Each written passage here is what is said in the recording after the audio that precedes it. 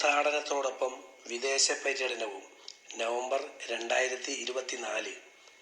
Koratty saint Mary's പള്ളിയുടെ അതായത് saint Antony's തീർത്ഥാടന കേന്ദ്രത്തിന്റെ സുവർണ ജൂബിലിയോടനുബന്ധിച്ച് തീർത്ഥാടന കേന്ദ്രം വികാരി റവറന്റ് ഫാദർ ബിജു തട്ടാരുശ്ശേരിയുടെയും അസിസ്റ്റന്റ് വികാരി റവറന്റ് ഫാദർ സുജിത്തിന്റെയും ആത്മീയ നേതൃത്വത്തിൽ സംഘടിപ്പിച്ച യൂറോപ്പ് തീർത്ഥയാത്ര അനുഗ്രഹദായകമായിരുന്നു. യാത്രകൾ വൈവിധ്യമാർന്ന അനുഭവങ്ങൾ സമ്മാനിക്കുന്നവയാണ്. ഭാവനയ്ക്കപ്പുറത്തുള്ളവ കാണുവാനും നിരീക്ഷിക്കുവാനും യാത്രകൾ സഹായിക്കുന്നു. ടെലിവിഷൻ ചാനലുകളിൽ നാം വിവിധ രാജ്യങ്ങൾ കണ്ടിട്ടുണ്ടാകാം. പക്ഷേ ഓരോരോ രാജ്യങ്ങളിലെ ജനങ്ങളെ നേരിട്ട് കാണുവാനും വിവിധ സംസ്കാരങ്ങളും ഭാഷകളും മനസ്സിലാക്കുവാനും യാത്രകൾ ഉപകരിക്കും. യൂറോപ്യൻ രാജ്യങ്ങളിലേക്കാണ് ഇത്തവണത്തെ യാത്ര. Italy, Vatican, Switzerland, Germany, France, Spain, Portugal എന്നീ രാജ്യങ്ങൾ ഈ യാത്രയിൽ ഉൾപ്പെട്ടിട്ടുണ്ട്. നാം വളരെ നിസ്സാരനാണെന്ന കാര്യം നമ്മെ തന്നെ ബോധ്യപ്പെടുത്തുവാൻ തീർത്ഥാടനങ്ങൾക്ക് സാധിക്കുന്നു. ആത്മീയവും ഭൗതികവുമായ നേട്ടങ്ങൾ തീർത്ഥാടനം കൊണ്ട് ലഭിച്ചേക്കാം. വിശുദ്ധ തീർത്ഥാടന കേന്ദ്രങ്ങളിൽ ഓരോന്നിലും അതിൻ്റെതായ മതപരമായ മൂല്യമുണ്ട്. ജീവിത ശുദ്ധീകരണത്തിനുള്ള അവസരമാണ് തീർത്ഥാടനങ്ങൾ.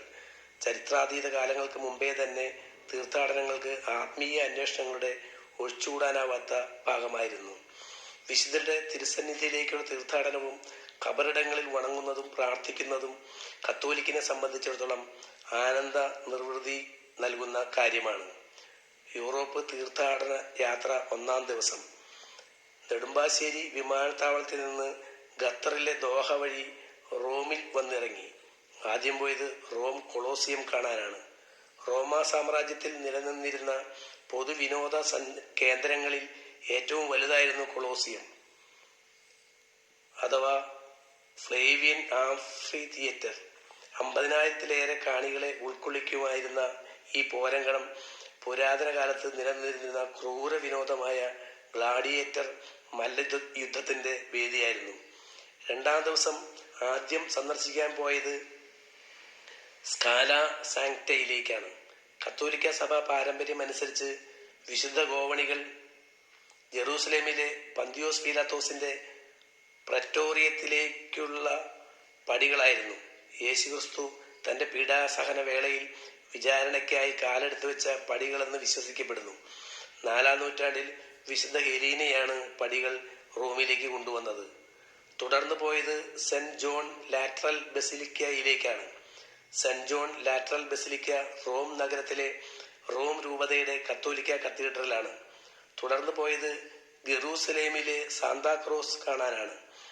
ജെറൂസലേമിലെ സാന്താക്രോസ്, ജെറൂസലേമിലെ holy cross minor basilica Saint Helena സ്ഥാപിച്ചിരിക്കുന്ന കൊട്ടാരത്തിലാണ് നിർമ്മിച്ചിരിക്കുന്നത്. യേശുവിനെ കുരിശിലേറ്റിയ കുരിശിന്റെ തടി, യഥാർത്ഥ കുരിശിന്റെ അവശിഷ്ടങ്ങൾ, യേശുവിനെ കുരിശിൽ തറച്ച ആണികൾ, മുൾക്കിരീടത്തിന്റെ ഭാഗങ്ങൾ എന്നിവ ഇവിടെ സൂക്ഷിച്ചിരിക്കുന്നു. തുടർന്ന് പോയത് സെന്റ് പോൾ ബസിലിക്കയിലേക്കാണ്. 4 മാർപ്പാപ്പ ബസിലിക്കകളിൽ ഒന്നാണ് സെന്റ് പോൾ ബസിലിക്ക. സെന്റ് പീറ്റേഴ്സിന് ശേഷം 2-ാമത്തെ വലിയ ബസിലിക്കയാണ്. സെന്റ് പോളിന്റെ ശ്മശാന സ്ഥലത്താണ് ഇത് നിർമ്മിച്ചത്. തുടർന്ന് പോയത് വത്തിക്കാൻ മ്യൂസിയങ്ങൾ കാണാനാണ്. വത്തിക്കാൻ മ്യൂസിയങ്ങൾ ലോകത്തിലെ റോമിലെ എൻക്ലേവിലുള്ള വത്തിക്കാൻ സിറ്റിയിലെ പൊതു മ്യൂസിയങ്ങളാണ്. നൂറ്റാണ്ടുകൾ ഉടനീളം കത്തോലിക്ക സഭയും മാർപ്പാപ്പയും ശേഖരിച്ച വലിയ ശേഖരത്തിൽ നിന്നുള്ള സൃഷ്ടികൾ അവിടെ പ്രദർശിപ്പിക്കുന്നു. തുടർന്ന് പോയത് വത്തിക്കാനിലെ സിസ്റ്റൈൻ ചാപ്പൽ കാണാനാണ്. വത്തിക്കാൻ സിസ്റ്റൈൻ ചാപ്പൽ മാർപ്പാപ്പയുടെ ഔദ്യോഗിക വസതിയായ അപ്പസ്തോലിക് കൊട്ടാരത്തിലെ ഒരു ദേവാലയമാണ്. സിസ്റ്റൈൻ ചാപ്പലിലാണ് പുതിയ മാർപ്പാപ്പയെ തിരഞ്ഞെടുക്കുന്ന സമ്മേളനമായ കോൺക്ലേവ് നടക്കുന്നത്. തുടർന്ന് പോയത് വത്തിക്കാനിലെ സെന്റ് പീറ്റേഴ്സ് ബസിലിക്കയിലേക്കാണ്. വിശുദ്ധ പത്രോസിന്റെ നാമധേയത്തിലുള്ള പേപ്പൽ ബസിലിക്കയാണ് സെന്റ് പീറ്റേഴ്സ് ബസിലിക്ക, അതായത് പത്രോസിന്റെ സിംഹാസന ദേവാലയം.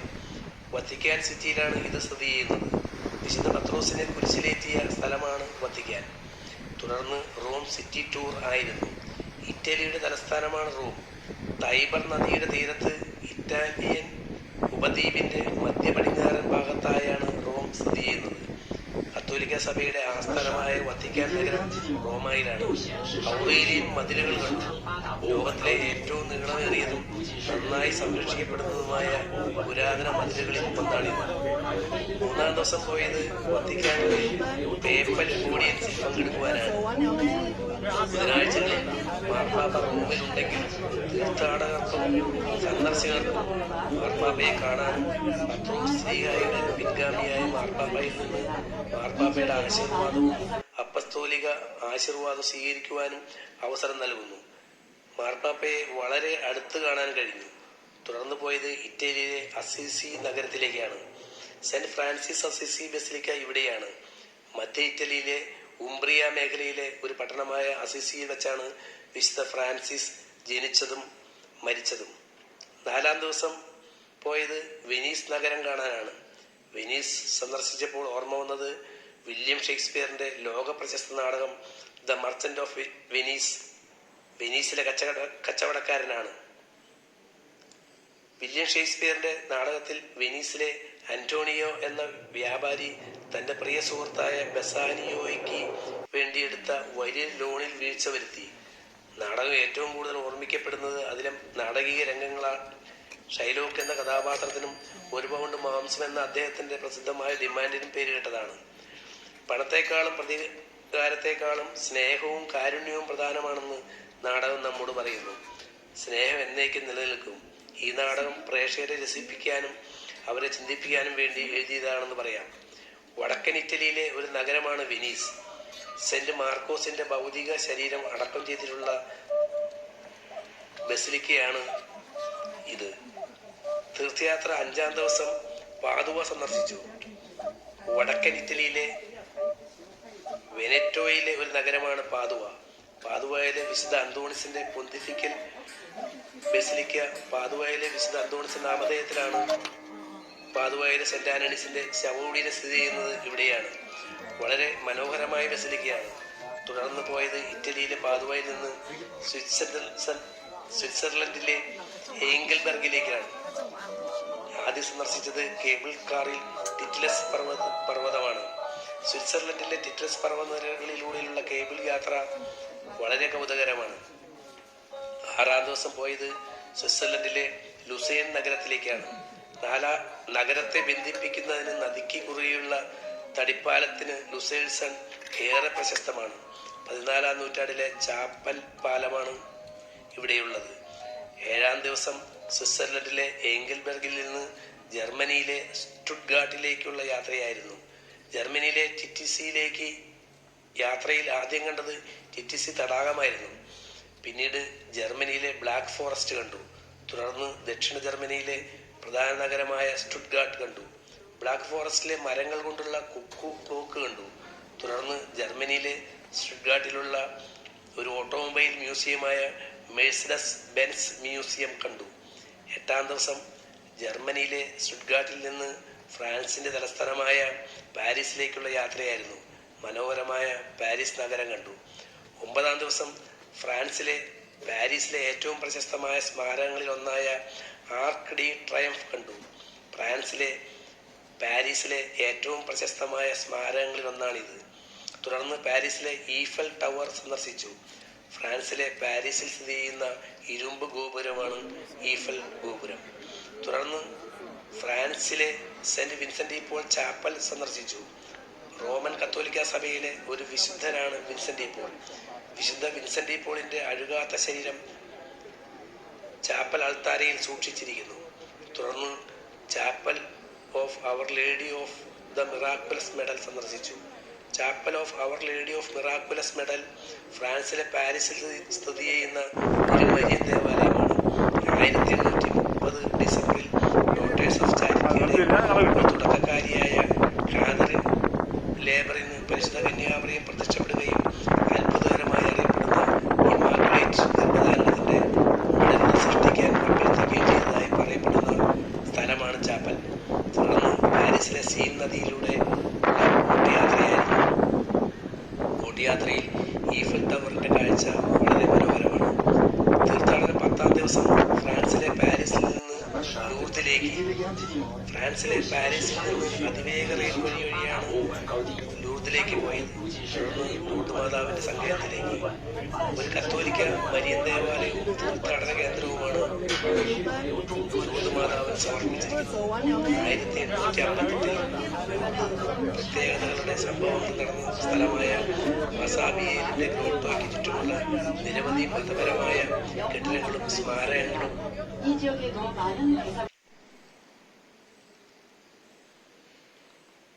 അവിടെയുണ്ട്. ഈ സങ്കേതത്തിൽ നമ്മൾ കാണുന്നുണ്ട്. അവയിൽ 3 ബസിലിക്കകൾ our lady of immaculate conception, rosary basilica എന്നിവ ഉൾപ്പെടുന്നു. അവർ ലേഡി ഓഫ് ലൂർദ് എന്നത് കന്യാമറിയത്തിന്റെ സ്ഥാനപ്പേരാണ്. തീർത്ഥയാത്ര 11ാം ദിവസം ഫ്രാൻസിലെ ലൂർദിൽ നിന്ന് സ്പെയിനിലെ സലാമങ്കയിലേക്ക്, തുടർന്ന് വിശുദ്ധ ഇഗ്നേഷ്യസ് ലയോള കത്തീഡ്രലിലേക്ക്. ലയോളയിലെ ഇഗ്നേഷ്യസ് ഒരു സ്പാനിഷ് പുരോഹിതനും ദൈവശാസ്ത്രജ്ഞനുമായിരുന്നു. അദ്ദേഹം 1534 ജെസ്യൂട്ട് ക്രമം സ്ഥാപിച്ചു. തീർത്ഥാടനം 12ാം ദിവസം സ്പെയിനിലെ സലാമങ്കയിൽ നിന്ന് പോർച്ചുഗലിലെ ഫാത്തിമയിലേക്ക്. പോർച്ചുഗലിലെ സാന്റാരൻ ജില്ലയിലെ ഒരു നഗരമാണ് Fatima. Our lady of Fatima basilica പോർച്ചുഗലിലെ ഫാത്തിമയിലെ അവർ ലേഡി ഓഫ് കാത്തലിക് ഫാത്തിമയ്ക്ക് സമർപ്പിച്ചിരിക്കുന്ന ഒരു മരിയൻ ദേവാലയമാണ്. 1917 മെയ് 13 പോർച്ചുഗലിലെ ഫാത്തിമ ഗ്രാമത്തിൽ ദൈവമാതായ പരിശുദ്ധ കന്യാമറിയം 3 കർഷകരായ ബാലകർക്ക് പ്രത്യക്ഷപ്പെട്ടു. യഥാക്രമം 10, 9, 7 വയസ്സുള്ള ഫ്രാൻസിസ്കോ, ജസീന്ത, ലൂസിയ എന്നിവർക്കാണ് പ്രത്യക്ഷപ്പെട്ടത്. തീർത്ഥാടനം 13ാം ദിവസം പോർച്ചുഗലിലെ ഫാത്തിമയിൽ പരിശുദ്ധ ദൈവമാതാവ് പ്രത്യക്ഷപ്പെട്ട ലൂസിയയുടെ വീട് കണ്ടു. ഇവിടെ അടുത്ത് വെച്ചാണ് മാലാഖ ലൂസിയയ്ക്ക് പ്രത്യക്ഷപ്പെട്ടത്. തുടർന്ന് പോർച്ചുഗലിലെ ഫാത്തിമയിൽ നിന്ന് സ്പെയിനിലെ ആവിലായിലെ വിശുദ്ധ അമ്മ ത്രേസ്യ ബസിലിക്കയുടെ അടുത്തുള്ള മതിൽ കണ്ടു. തുടർന്ന് സ്പെയിനിലെ വിശുദ്ധ അമ്മ ത്രേസ്യ ജനിച്ച സ്ഥലത്തുള്ള ബസിലിക്ക സന്ദർശിച്ചു. 14ാം ദിവസം സ്പെയിനിലെ മാഡ്രിഡിലുള്ള മെട്രോപൊളിറ്റാനോ സ്റ്റേഡിയം കണ്ടു. തുടർന്ന് അഡോൾഫോ സുവാരസ് മാഡ്രിഡ് ബരാജാസ് എയർപോർട്ടിലേക്ക്. 15ാം ദിവസം സ്പെയിനിലെ മാഡ്രിഡ് എയർപോർട്ടിൽ നിന്ന് ഖത്തറിലെ ദോഹ വിമാനത്താവളം വഴി നെടുമ്പാശ്ശേരി വിമാനത്താവളത്തിൽ തിങ്കളാഴ്ച രാവിലെ സുരക്ഷിതമായി എത്തി. തീർത്ഥാടനത്തോടൊപ്പം വിദേശത്തുള്ള വിനോദസഞ്ചാര കേന്ദ്രങ്ങളും സന്ദർശിക്കാൻ കഴിഞ്ഞുവെന്നത് ഒരു വലിയ ദൈവാനുഗ്രഹമായി തോന്നുന്നു. ഡേവിസ് വല്ലൂരാൻ, തിരുമുടിക്കുന്ന്.